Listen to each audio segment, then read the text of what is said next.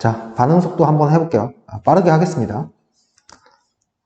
자, 반응 속도. 반응 속도가 뭔지부터 알아야 되는데, 이 반응 속도는 뭐냐? 결국에 화학에서 반응 속도는 생성물이 얼마나 빨리 생성되느냐, 아니면은 반응물이 얼마나 빠르게 없어지느냐, 이런 걸 말하고 있죠. 그럼 당연히 시간분에 걸린 시간분에 농도 변화 또는 기체선 압력 변화라고 해도 되겠죠. 이런 거를 측정하면 돼요. 자, 근데 잘 생각해 보면은 화학 반응식에서 반응물마다 또는 생성물마다 계수가 달라요. 그러면 당연하게도 어떤 반응물은 없어지는 속도가 빠르고 어떤 반응물은 없어지는 속도가 느리고 이렇게 되겠지. 예를 들어서 뭐가 있을까? 물이 생성되는 반응을 쳐봅시다. 그러면은 같은 반응이라도 얘가 2몰 빠질 때 산소는 1몰이 빠지기 때문에 결과적으로 같은 반응이 일어나도 반응 속도는 달라요. 그렇기 때문에 얘네들을 맞춰주기 위해서, 기준을 세우기 위해서 어떻게 할 거냐, 생각해보면은 반응물들은 시간에 따라서 농도가 줄어듭니다. 그러면 마이너스 값을 가지겠죠, 반응 속도가. 그렇기 때문에 얘네들 플러스로 만들어주기 위해서 다 앞에다가 마이너스를 붙여줍니다. 어떤 식으로? 자, 시간에 따라서 걸린 시간분의 농도 변화에다가 앞에 마이너스를 붙여줍니다. 근데 한번 B랑 한번 비교해봐요. B도 똑같이 해주면 되는데 델타 T분의 델타 B. 근데 얘네들이 뭐라고요?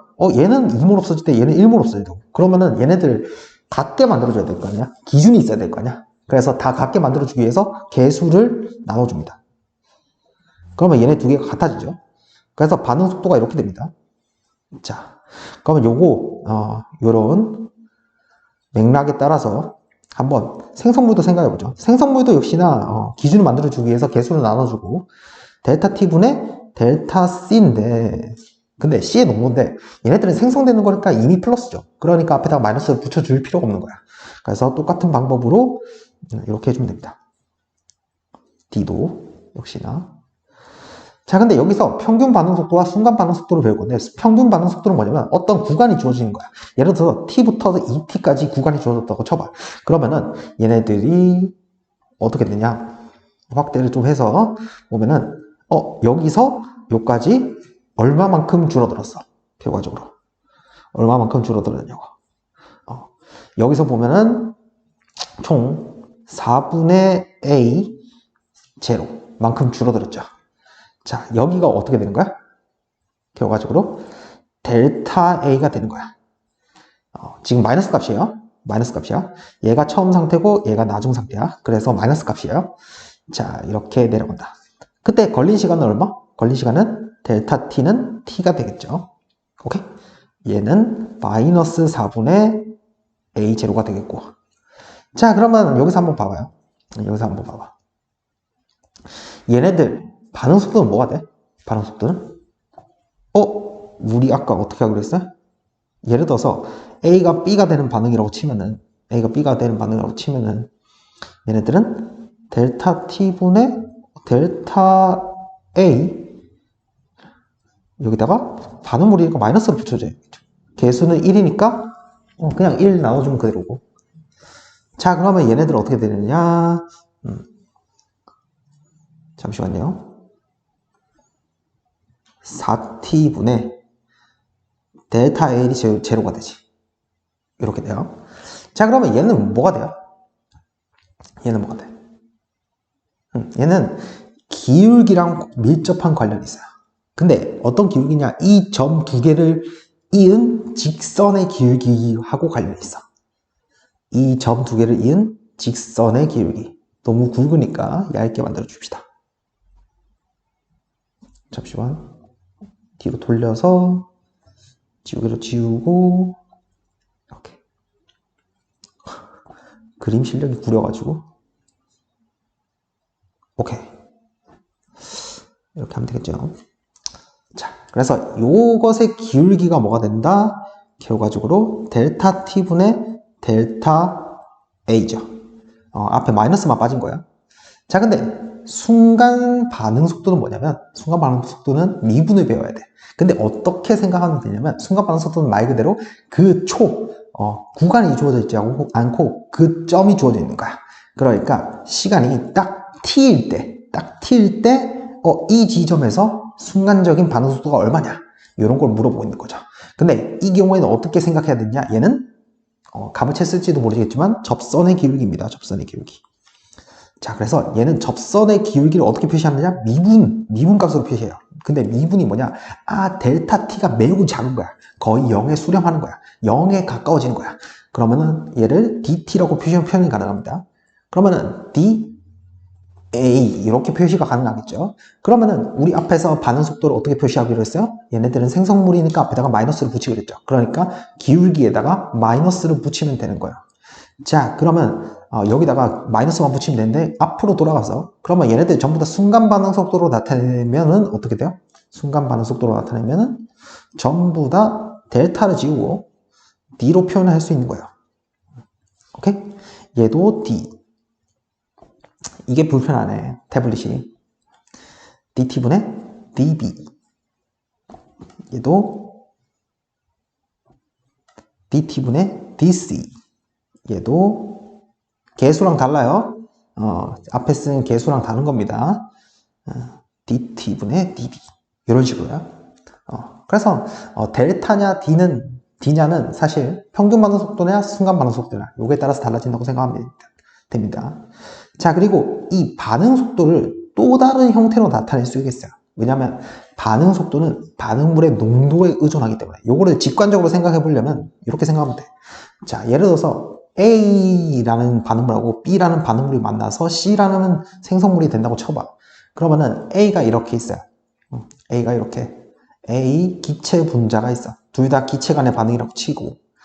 그리고 B라는 친구가 이렇게 있어. 근데 잘 생각해봐. 결국에 반응이 일어나려면 얘네 기체 분자들 간에 충돌이 일어나야 되는데 그러면 뭐야?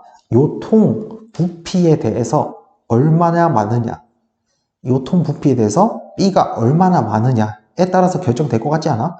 그러니까 얘가 뭐야? 결국에 부피분의 몰수니까 몰농도겠지? 몰농도가 커지면 커질수록 어떻게 된다? 생각해보면은 반응 속도가 커질 것 같아. 왜냐면 많이 충돌하니까. 밀도가 높으면 많이 충돌하잖아. 맞죠? 그렇기 때문에 농도에 의존하는데 여기서 문제점은 뭐냐? 여기. 그러면 농도에 대해서 어떻게 나타낼 수 있느냐는 거야. 근데 어떤 차수로 나타낼 수 있다는 거야. 농도에 대해서 거듭 제곱으로 나타낼 수 있다. 그럼 요 앞에 있는 건 뭐냐? 반응 속도 상수라고 해요. 반응 속도 상수. 자, 그러면 그러면 얘가 왠지 여기 있는 차수들이 뭐랑 관련 있을 것 같아? 개수랑 관련이 있을 것 같지만 개수와 아무런 관계가 없어요. 특이점이야. 개수랑 아무런 관계가 없어. 자, 얘는 밑에서 나올 실험, 데이터, 어떤 표? 요런 표들이 나오거나 아니면은 메커니즘이라고 해가지고 반응 여러 가지 단계를 통해서 알아내는 거야. 단계가 세세하게 이렇게 연구를 통해서 알려졌을 때 그 메커니즘, 단계들을 다 알고 있을 때 알아낼 수가 있어요. 자, 그래서 M을 뭐라고 하냐면 A의 차수라고 하고 N을 여기를 B의 차수라고 하는데 전체 차수는 뭐냐? 전체 차수는 n 플러스 n 밑에 있죠? 여기 A에 관한 반응 차수 그리고 n 플러스 n을 전체 반응 차수. 그리고 K의 단위를 정리할 수 있는데 예를 들어서 앞에서 말했을 때 V는 K, A, M, B 몰농도의 n승이라고 했대. 자, 천천히 생각해 봅시다. 우리 아까 이 반응 속도를 또 어떻게 표현했었어? 잘 생각해보면은 이렇게 표현하지 않았어요? A의 농도가 시간에 따라서 얼마나 얘네들이 변하는지로 표현했었죠. 그러면 얘네들의 단위를 한번 봅시다. 얘 단위는 몰농도가 분자에 있으니까 몰농도, 그리고 분모에 시간이 있으니까 초로 합시다. 그러면은 이렇게 되겠죠. 자, 그러면 얘의 단위는 뭐예요? M의 M승. 이 친구의 단위는 몰농도의 N승. 그러면 자동적으로 얘의 단위는 뭐가 되냐? 반응 속도의 단위는, 반응 속도 상수의 단위는, 자, 뒤에 얘가 붙어야 되니까, 세컨드의 역수는 당연히 들어가야 되고요.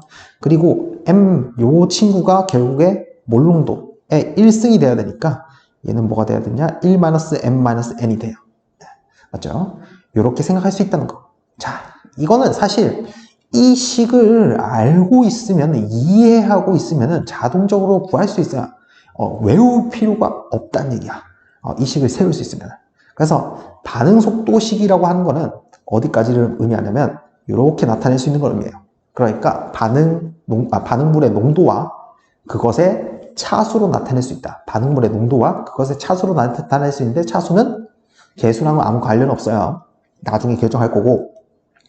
어쨌든 요거는 앞에서 표현했었던 반응 속도의 표현과도 연결이 되지.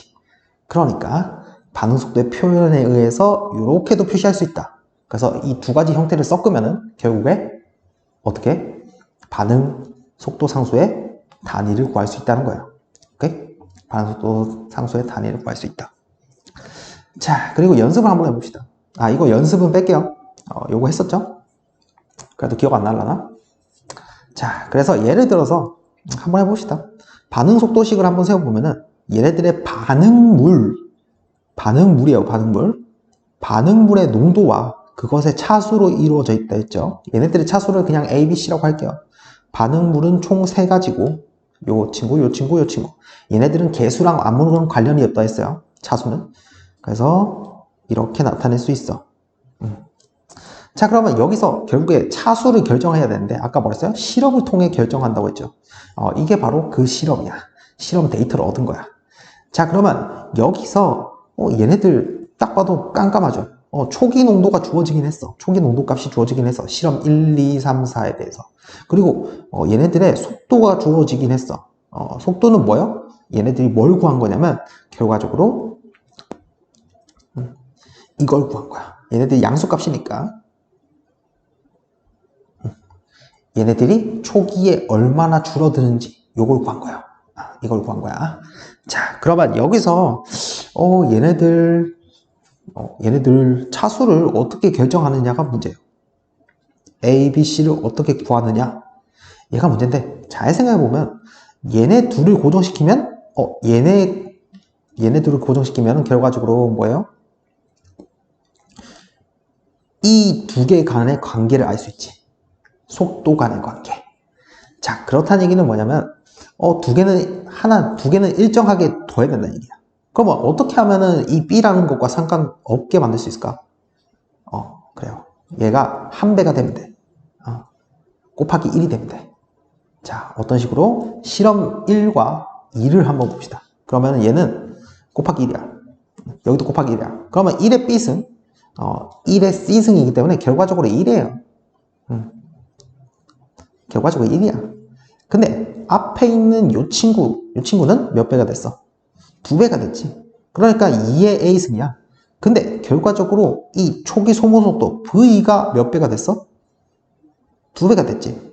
그러니까 2배가 된 거야. 오케이?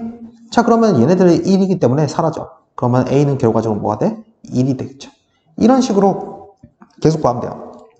자, 그러면 A를 결정했으니까 이번엔 B를 결정해 볼게요. 자, 그러면 이번에는 B를 결정해야 되니까 A랑 C 요거를 없애줘야겠지. 얘네들의 관계성을. 자, 그러면 A랑 C랑 같은 거 좀 찾기가 힘드네. 그러면 C부터 구해볼까? 그러면 C부터 구해보면 A, B가 같은 걸 찾으면 돼. A, B가 같은 거. 어디 있냐면 1번하고 4번을 비교하면 돼요. 1번하고 4번. 그럼 어떻게 됐냐? 1번에서 4번 가는데 곱하기 1. 1번에서 4번 가는데 곱하기 1. 여기는. 근데 C 같은 경우는 뭐야? H 플러스의 농도 같은 경우는 2배가 되죠. 그렇다면 1의 A승, 1의 B승, 2의 C승이 되는데 결과적으로 속도가 반응 속도가 얼마만큼 증가했느냐 했을 때 4배가 증가했어요. 그렇다는 얘기는 C는 2가 나온 거야. 오케이? 자, 똑같은 방법으로 이제 하면 되는데 이제 A랑 C랑 같은 걸 한번 찾아보자. A랑 C랑 같은 거 아까 못 찾았는데 여기서 한번 생각해보니까 있네. 자, 2번, 3번 비교해보면 여기 1배, 여기 곱하기 1, 여기는 곱하기 2네요. 그러면 뭐야? 1의 A승 곱하기 2의 B승 곱하기 1의 C승인데 이때 결과적으로 몇 배 증가했어요? 2배 증가했지? 그러니까 따라서 B도 2가 된다. 이렇게 돼요.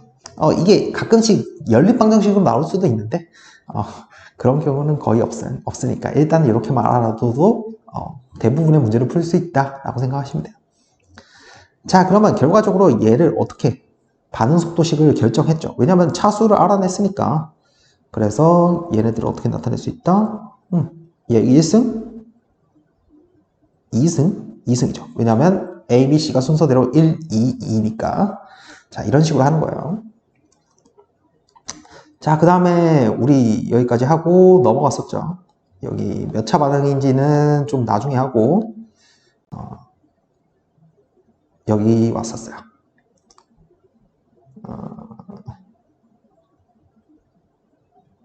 자, 유효 충돌과 활성화 에너지를 했었는데 사실 이 유효 충돌이라는 친구가 중요하겠지. 반응이 일어나려면 결국에 유효한 충돌이 일어나야 된다고 했어요. 예를 들어서 HF보다는 HI가 좋겠다. HI 기체 분자가 서로 이렇게 부딪히는 경우에는 결과적으로 뭐예요? 생각해보면은 충분한 에너지를 가지고 있다고 치면은 결과적으로 뭐야? H2와 I2로 분리될 수 있어. 어떻게? 여기 여기 결합이 끊어지고 여기 결합이 새로 생기면요. 맞지? 근데 예를 들어서 얘가 엇갈려서 부딪힌다고 해봐. 이런 식으로. 엇갈려서 부딪힌다고 해봐. 그러면 어떻게 돼요? 얘 두 개의 순서가 바뀌게 되고, 그러면은 사실 의미가 없어지죠. 이런 식으로 되면은 의미가 없어지지. 그렇기 때문에 유효 충돌이라는 건 유효한 방향으로 충돌해야 된다는 거고, 더불어서 충분한 에너지가 있어야 돼. 예를 들어서 방향이 맞더라도 충분한 에너지가 없으면은 결과적으로 뭐야? 반응이 일어나지 않는다는 거야. 그래서 이 충분한 에너지의 기준을 뭐라고 부르느냐? 충분한 에너지의 기준을 활성화 에너지라고 불러. 그래서 충분한 에너지란 뜻은 활성화 에너지 이상의 에너지를 의미해요. 활성화 에너지 이상의 에너지. 이거를 에너지 도표로 한번 나타내 보면 어떻게 되느냐? 반응 경로에 대해서 우리 엔탈피 할 때 많이 썼지? 반응물과 생성물이 이렇게 있다고 치면은 여기는 엔탈피예요. 자, 반응 경로에 따라서 사실 이렇게 바로 가는 게 아니고 사실 이렇게 언덕이 있었던 거야. 언덕이 있었던 거야. 그래서 여기서부터 여기까지 언덕의 높이를 정반응의 활성화 에너지라고 하고, 자, 그리고 역반응도 있잖아. 역반응은 생성물에서 반응물 쪽으로 가니까 언덕을 요만큼만 넣으면 되죠. 그래서 요거 같은 경우에는 역반응의 활성화 에너지가 돼. 자, 그래서 많은 자발적인 반응 있잖아. 우리 앞에서 자발적인 반응 배웠죠. 자발적인 반응이 델타 G가 0보다 작은 반응들인데 생각보다 많아요. 그런데도 반응이 안 일어나는 이유는 뭐냐면 이런 언덕이 있어서 언덕을 넘기가 힘든 거야. 그래서 반응이 안 일어나는 거죠. 이 언덕을 넘기가 힘들기 때문에. 그러면 이 언덕을 넘게 하는 방법이 무엇이냐 라고 했을 때 그거는 조금 이따 다루겠습니다. 자, 그러면 여기서요. 우리가 앞에서 배웠던 엔탈피, 반응 엔탈피는 뭐야? 반응 엔탈피는 여기서 여기까지의 크기를 반응 엔탈피라고 불렀고, 이 경우는 흡열 반응이기 때문에 0보다 크겠지. 자, 반응 엔탈피는 어떻게 표시할 수 있냐? 정반응의 활성 에너지에다가 역반응의 활성 에너지를 빼주면 돼요. 자, 얘가 반대로 발열 반응이어도 똑같아. 절대값을 안 씌워줘도 돼요. 왜냐면 발열 반응인 경우에는 어떻게 돼? 이런 식으로 되겠지. 반응물, 생성물. 그러면은 역반응의 활성화 에너지가 더 커져. 거꾸로 갈 때 언덕의 높이가 더 커진단 말이야. 정반응의 언덕 높이보다. 이럴 때는 뭐야? 결과적으로 요 값을 하면은 뒤에 게 더 크기 때문에 음수 값을 가지는데 얘는 실제로도 발열 반응이죠. 그러니까 상관이 없어요. 이런 식으로 구할 수 있다. 그래서 그림으로 이해하시면 돼요. 이 정도는. 자, 그 다음에 이 활성화 에너지와 아레니우스식이란 것과 좀 관련이 있는데, 자, 우리 아까 반응 속도식에서 어떻게 나타냈었어? 예를 들어서 A와 B의 반응물을 가지는 어떤 반응이 있다고 치면은 얘네들의 차수가 있을 거고, 차수는 아까 말했듯이 실험이나 메커니즘으로 결정한다 했어. 메커니즘은 반응의 사실, 드러나지 않은 여러 단계라고 했어요. 자, 그러면 여기서 잘 생각해봐. 온도가 올라갔을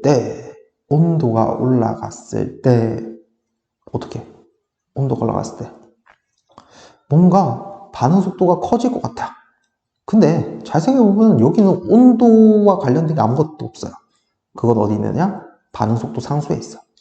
그래서 아레니우스 상수라는 이 친구에다가 결과적으로 어떤 수를 곱해주면 되는데, 이 수가 바로 온도와 관련 있는 수야. 온도와 관련 있는 수. 그래서 여기 보면은 활성화 에너지도 있고 온도도 있죠. 그래서 이게 과연 뭘 의미하냐? 자, 예를 들어서 기체 간의 반응이라고 하면은 얘네들은 분율이라고 할게. 세로축은. 그리고 오른쪽은 에너지. 정확히 말하면 운동 에너지라고 할게요. 운동 에너지는 2분의 1 mv 제곱인데, 자, 잘 생각해보면 기체 분자 운동을 해서 기체 분자의 속력 분포가 다양하댔어요. 온도가 같더라도 다양하다. 자, 그러면 예를 들어서 T1일 때 속력 분포를 한번 그려볼게요. 예를 들어서 이런 분포를 그린다고 쳐봐. T1일 때. 근데 요거보다 큰 T2일 때 속력 분포는 이렇게 돼요. 우리 앞에서 배웠었죠. 확산속도 법칙 할 때. 자, 근데 잘 생각해보면 어떤 이 에너지, 가로축이 에너지 축이기 때문에 결과적으로 뭘 세울 수 있다? 활성화 에너지를 표시할 수 있어요. 근데 어떻게 한다고? 이 언덕을 넘어야지 결과적으로 반응이 일어난다는 거야. 그러면은 결과적으로 우리가 생각할 수 있는 게 뭐야? 이 에너지, 활성화 에너지 이상의 에너지를 갖는 분자들만 반응을 일으킬 수 있다는 거지. 그러면은 결국에 계산해야 될 건 뭐냐? 우리가 분자 10,000개 중에 이 활성화 에너지보다 높은 에너지를 갖는 분자가 몇 개냐는 거야. 몇 개. 그래서 이 활성화 에너지보다 에너지가 높은 분자가 몇 개 있냐. 그래서 요거를 분율이라고 해요. 그래서 여기서 분율은 어떻게 계산하느냐? 민넓이로 계산해. 그러면은 예를 들어서 T1일 때는 요 친구들밖에 결과적으로 반응을 일으키지 못해. 반응을 일으킬 수 있어. 하지만 T2일 때는 더 많아지죠. 민넓이니까. 그래서 온도가 올라갔을 때 물론 평균 분자 속도가 속력이 올라가서 반응 속도가 높아졌다 이렇게 설명할 수도 있지만, 그거는 한 10%만 맞은 얘기야.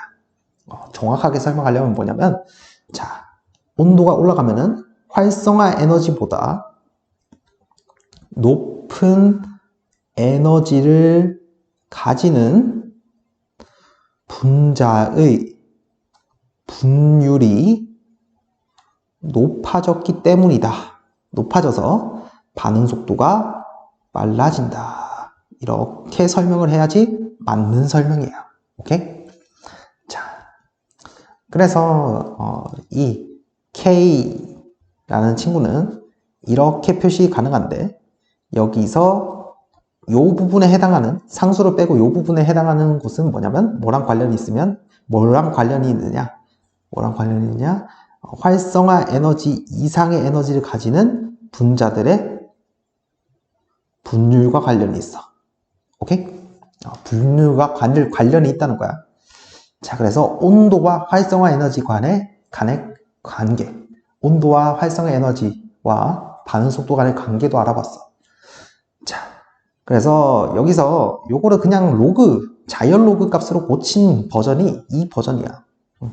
그래서 자연 로그는 뭐냐면, 이때까지는 미치 10인 것만 사용했는데, 여기서는 지수에 뭐가 있어? 자연상수인 E가 있어요. 그래서 요거를 ln이라고 표시하는 거야. 자, 그러면 여기 얘를 양변에 ln을 취하면 lnk는 곱하기는 더하기이기 때문에 lna 플러스 요거에서 지수를 들고 오는 거지. 밑이 2일 때. 그러니까 이런 식으로 되는 거예요. 자, 그러면 얘를 x라고 생각하고 얘를 y축이라고 생각하면은 얘는 y절편이 되고요. 얘는 기울기가 되죠. 그걸 나타내는 게 이 식이에요. 자, 생각해보면 온도가 증가하는 방향은 얘가 t분의 1이기 때문에 반대쪽으로 가야 돼. 반대쪽으로 갈 때 어떻게 되냐? 얘는 음수 기울기를 가지기 때문에 결과적으로 lnk 값이 커져요. 근데 lnk 값이 커지면 지수가 커진다는 얘기니까 결과적으로 k 값이 커진다. 즉 뭐다? 온도가 커지면 k 값이 커진다. 뭐라고요? 온도가 커지면 반응 속도가 커진다. 정확히 말하면 반응 속도 상수가 커져서 반응 속도가 커진다 라고 설명할 수 있는 거죠. 자, 그 다음에 마지막, 저번 시간에 했던 거 마지막을 해보면 올라가. 우리 몇 차 반응만 했어? 1차 반응만 했지. 왜 1차 반응이 중요하냐? 얘는 반감기가 일정해서 그래. 반감기가 일정하다. 반감기가 뭐예요? 보통 이렇게 많이 쓰는데 처음 양의 2분의 1이 될 때 걸린 시간. 보통 반응물이겠죠? 처음 반응물의 양의 2분의 1이 될 때, 반이 될 때 걸린 시간을 반감기라고 해요. 근데 이 반감기가 일정하대. 자, 그러면 우리가 이때까지 시간에 대해서 측정했던 게 뭐야? 농도잖아. 그러면 농도가 처음 양의 2분의 1이 될 때 걸린 시간이 일정한 반응이 바로 1차 반응이다 라는 거야. 자, 그러면 1차 반응 어디서 나온 걸까? V는 반응 속도식을 써보면은 우리가 뭐 했어요? 반응 속도의 표현에서 예를 들어서 A가 B가 되는 반응이 있다고 쳐봐. 자, 그러면 정반응 속도는 이렇게 표현할 수 있고요. 자, 이 친구는 뭐예요? 이 친구는 반응 속도 식에 의해서 KA의 1승? 아니죠. 개수가 1이라고 해서 얘 차수까지 1인 건 아니야. 그렇기 때문에 얘를 모르는데 예를 들어서 얘가 1차 반응이면 어떻게 되느냐 이걸 물어보는 거예요. 그래서 1차 반응은 어디서 나왔다? 요 농도의 차수로부터 따왔다 라고 생각하시면 돼요. 오케이? 자, 그러면 여기서 얘네들의 식을 적절하게 풀어서 나타낸 식이 바로 요 식인데 요 그래프를 얻은 건데 이거를 그냥 적분이 필요하다 했죠. 그렇기 때문에 빠르게 해보겠습니다. 적분이 필요하니까. 자, 이렇게 고칠 수 있어요. 양변을 A로 나누고 DT를 이쪽으로 보내고 얘를 분모로 보내고 그러면은 그리고 마이너스를 넘기면은 마이너스 K DT가 돼. 자, 근데 여기다가 적분을 해주면요. 결과적으로 어떻게 되냐? 이 친구를 적분해주면 ln A가 되는데 얘를 여기다가 대입을 해줘야 돼. A0를 대입해주고 처음 상태에서 나중 상태. 그리고 얘는 0부터 t까지 적분해주면 돼요. 그럼 마이너스 t, kt가 되겠죠. 자, 그러면 얘가 어떻게 되냐면 빠르게 할게요. 그냥 모르는 친구들은 그냥 들어. ln A 마이너스 ln A0는 마이너스 kt가 되고 그래서 ln A는 현재 농도는 결과적으로 마이너스 kt에 플러스